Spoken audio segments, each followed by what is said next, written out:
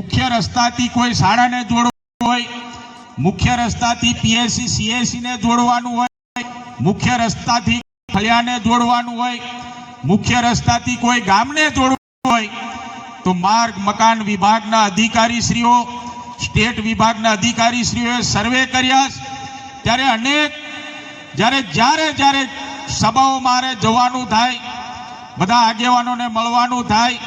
ત્યારે એક એક હું કરતો જેટલા પણ સર્વે થયા એ ધરતી જન યોજનાની અંદર તબક્કાવાર રસ્તાઓ આપણા વિસ્તારમાં પૂર્ણ થવાના છે. નલ સે જલ યોજનાની પણ ખૂબ મોટી ચર્ચાઓ થતી હતી. આપણે બધા સૌ જાણીએ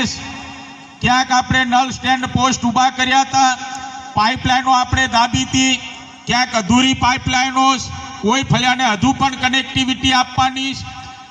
એ ફળિયામાં કનેક્ટિવિટી આપવા માટે પણ દેશના પ્રધાનમંત્રી નરેન્દ્રભાઈ મોદી સાહેબના ફરીથી પણ આપણા ધરતી આંબા જન ઉત્કર્ષ યોજનાની અંદર ગ્રામ પંચાયતને ફરીથી પણ બજેટ આપીને નર્મદા મૈયાનું પાણી નળથી તમને મળી રહે એવા આશીર્વાદો આ યોજનામાં પણ ફરીથી પ્રાપ્ત થવાના છે. સાહેબ કીધું એ પ્રમાણે સરકારી માધ્યમિક શાળા જે સામે આપણે જોઈ રહ્યા છે એનું એ સમયે પણ ખાતમુહૂર્ત કરવાનો અવસર મને પ્રાપ્ત થયો અને ફરીથી આ જ શાળામાં આવીને મારા વિદ્યાર્થીઓ 100 વિદ્યાર્થીઓ સાથે રહી શકે. આ વિસ્તારના વિદ્યાર્થીઓ અનેક માતા પિતાના એકબીજા માતા પિતાના હોય, એ 100 વિદ્યાર્થીઓ પોતે ભાઈચારાથી આ ભાઈ મારો છે એ ભાઈ બીજાનો એ પોતે બીજા વિદ્યાર્થીઓ સાથે પણ અનેક ભાઈચારાથી પોતે ભાઈ બનાવશે. એવા 100 વિદ્યાર્થીઓ સાથે રહેવાનું જે હોસ્ટેલ બનાવવા માટેનો પણ અવસર બધા સાથે મળીને આપણને પ્રાપ્ત થયો ત્યારે હું મારી પોતાની જાતને ગૌરવશાળી પણ અનુભવું. સાથે સાથે સાહેબને આપણા જિલ્લા શિક્ષણ અધિકારી સાહેબ ખૂબ જ ઉત્સાહી છે આપણા વિસ્તાર માટે. ત્યારે હાપેશ્વર જેવા ઊંડાણ વિસ્તારની અંદર જ્યાં માધ્યમિક શાળાઓ આવેલી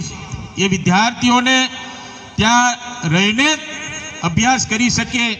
એવી વ્યવસ્થા માટે પણ સાહેબ આપણી પાસે અમે બધા આશીર્વાદો માંગીએ છીએ, અમે મદદ માંગીએ છીએ વહેલી તકે ત્યાં પણ થઈ જાય એવી જ્યાં જ્યાં ઊંડાણની માધ્યમિક શાળાઓ ઉચ્ચતર માધ્યમિક શાળાઓ ત્યાં ફરીથી પણ આ ધરતી આંબા જન ઉત્કર્ષ યોજનાની અંદર હોસ્ટેલો મળી જાય એવું અમે જિલ્લાના વહીવટ તંત્ર પાસે પણ આશા અને અપેક્ષા રાખી રહ્યા છીએ. જિલ્લાના વહીવટ તંત્ર સાથે સંકલનમાં રહીને કામ કરવાનો જ્યારે અવસર મને પ્રાપ્ત થયો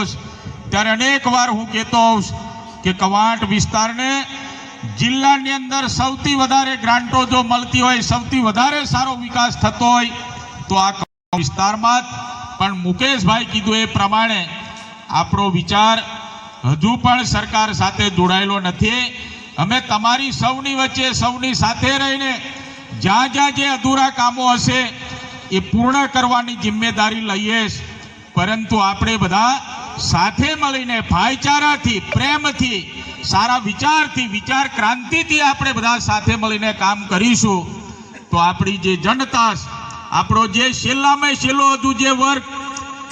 એને કોઈ તાલુકા પંચાયતની ખબર નથી, કોઈ સરપંચની ખબર નથી, કોઈ લાભ લેવા વાળાની ખબર નથી, એને લાભ લેવાની કોઈ આવડત નથી, એવો જે વર્ગ નીચે મજદૂર વર્ગ એ સવારમાં દાંતરડું પકડે અને આખો દિવસ ખેતીમાં કામ કરે, સાંજે 300 રૂપિયા લઈને આવે, એ સમાજ હજુ પણ આપણો નીચેનો સમાજ જે એ સમાજને મધ્યમ વર્ગમાં લાવવા માટે, એ સમાજને સમૃદ્ધ બનાવવા માટે, એ સમાજ પણ આગળ આવી શકે એના માટે આપણે બધા ચૂંટાયેલા જનપ્રતિનિધિઓ, આગેવાનો આપણે બધા સરકાર સાથે રહીને, સરકારના અધિકારીઓ સાથે રહીને, એમના વિચાર સાથે રહીને આપણો વિસ્તાર વિકાસના પંથે, પ્રગતિના પંથે આગળ વધે એવા આપણે બધા સૌ સાથે મળીને પ્રયત્નો કરવાના. આ વિસ્તારમાં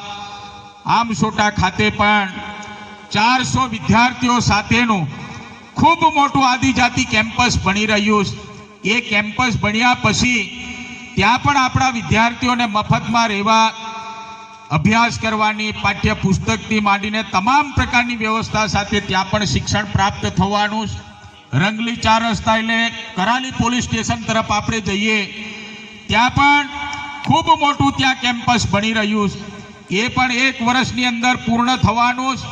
ત્યારે ત્યાં પણ આપણા આદિજાતિ વિદ્યાર્થીઓ 400 ઉપરની કેપેસિટી સાથે ત્યાં પણ વિદ્યાર્થીઓ અભ્યાસ કરવાના. ગોધરા આપણી પાસે કેમ્પસ, આવી માધ્યમિક શાળાઓ છે, ત્યાં હોસ્ટેલો બનવાની. તો આવા અનેક રાજ્ય સરકાર યોજનાઓના કારણે આપણને જે સુવિધા મળે છે, મને લાગે છે ત્યાં સુધી કવાંટ વિસ્તારના મારા બાળકો, પાવી જેતપુરના આદિજાતિ બાળકો, બધા જ બાળકો ત્યાં રહીને ભણી શકે એવા પ્રકારની સંપૂર્ણ વ્યવસ્થા સાથે જ્યારે દેશના પ્રધાનમંત્રી નરેન્દ્રભાઈ મોદી સાહેબના જ્યારે આપણને આશીર્વાદો પ્રાપ્ત થઈ રહ્યા છે, ત્યારે સર્વ આગેવાનોની એટલી જ વિનંતી કે ભૂતકાળમાં આપણે હતા, આપણા સમયની સરકારોને પણ આપણે જોઈશ, પરંતુ સરકારનો સારો વિચાર ન હોવાના કારણે એ શિક્ષણ વિભાગ હોય, આરોગ્ય વિભાગ હોય, માર્ગ મકાન વિભાગ હોય કે કોઈ અન્ય વિભાગો હોય, એમાં સારો વિચાર રાજ્યના મુખ્યમંત્રી કે જે તે પાર્ટીની સરકારનો સારો વિચાર ન હોવાના કારણે સૌથી પહેલા તો એ વાત છે કે બજેટમાં પૂર્ણ જોગવાઈ કરવામાં નહીં આવે, આદિવાસી વિસ્તાર માટેની ચિંતા નહીં કરવામાં આવે અને સારો વિચાર આદિવાસીઓ માટે ના હોય, તો સાહેબ પહેલા તો બજેટમાં જોગવાઈ થતી નહોતી. પરંતુ આ ભારતીય જનતા પાર્ટીની સરકારમાં આદિવાસી જનતા માટે, આદિવાસી વિસ્તાર માટે ભારતીય જનતા પાર્ટીની સરકારના રાજ્યના મુખ્યમંત્રીનો, દેશના પ્રધાનમંત્રી નરેન્દ્રભાઈ મોદી સાહેબનો વિચાર આદિવાસીઓ માટે હોવાના કારણે એમને સંવેદનાથી, લાગણીથી દરેક વિભાગમાં આપણા આદિજાતિ વિસ્તાર માટે બજેટમાં પૂરતી જોગવાઈ કરીશ. એના કારણે જ આપણા આદિવાસી વિસ્તારની અંદર શિક્ષણ, આરોગ્ય, રોડ રસ્તાની આ જે કામગીરી આપણે જોઈ રહ્યા છે, જ્યાં આપણે જોઈએ ત્યાં અત્યારે રોડ રસ્તાના કામો ચાલુ છે. હજુ જે રસ્તાઓના ખાતમુહૂર્ત કરીને કામો ચાલુ કરવાના એ પણ અમે તૈયારીઓ આરંભી દીધી. જ્યાં ખાડા ટેકરા છે, વરસાદમાં ખૂબ ચોમાસામાં વરસાદ પડવાના કારણે રસ્તાઓ ખરાબ થયા, એ રસ્તાઓને પણ પેચ વર્ક કરીને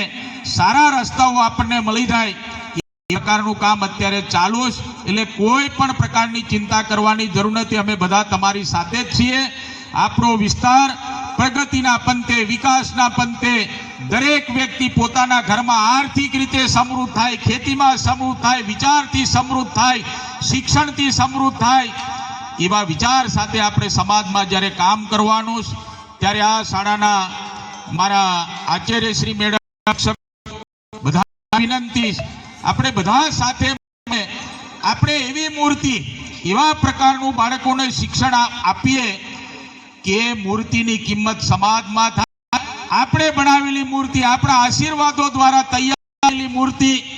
સમાજમાં પૂજનીય બને અને મૂર્તિના આશીર્વાદો દ્વારા અન્ય વિદ્યાર્થીઓ પણ આગળ વધે એવા આશીર્વાદો સાથે આપ પણ શિક્ષણ આપો,